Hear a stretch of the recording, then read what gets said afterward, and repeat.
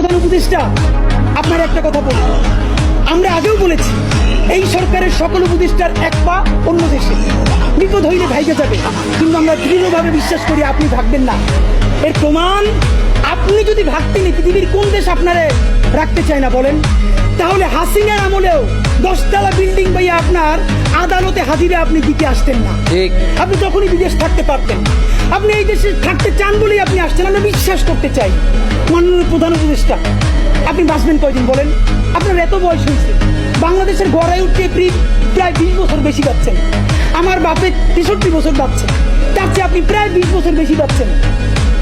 মাঝে মধ্যে মৃত্যু বেঁচে থাকার চেয়ে অধিক। মাননীয় প্রধান উপদেষ্টা, আপনি একটা গবেষণা করেন, বাংলাদেশে গত 50 বছরে কোন রাষ্ট্রপ্রধানের 30 মিনিট 40 মিনিটের বক্তৃতা, রিক্সা চালক, ভ্যান চালক, সবজি বিক্রেতা, বিশ্ববিদ্যালয়ের প্রফেসর, ছাত্র জনতা আধা ঘন্টা বসে তার বক্তৃতা শুনে নজির নাই যেটা আপনারটা হইছে।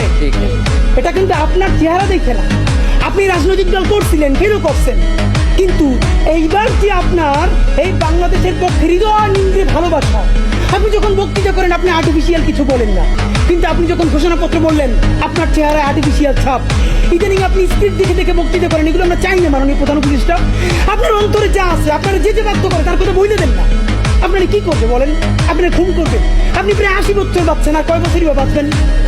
আপনি কি খাবেন, কি বাঁচবেন? আপনি বরং যদি আপনার আর্মি মেরে ফেলে, আপনারা যদি ভারতীয় আধিপত্যবাদ গুলি করে, আপনাকে যদি হত্যা করা হয়, কিন্তু সেই রক্তের বিনিময়ে যদি আপনি শহীদদের রক্তের বিনিময়ে নতুন বাংলাদেশ গড়ে যেতে পারেন, আগামী 1000 বছর বাংলাদেশের মানুষ নামাজে প্রার্থনায় আপনার জন্য শুধু দোয়া করবে।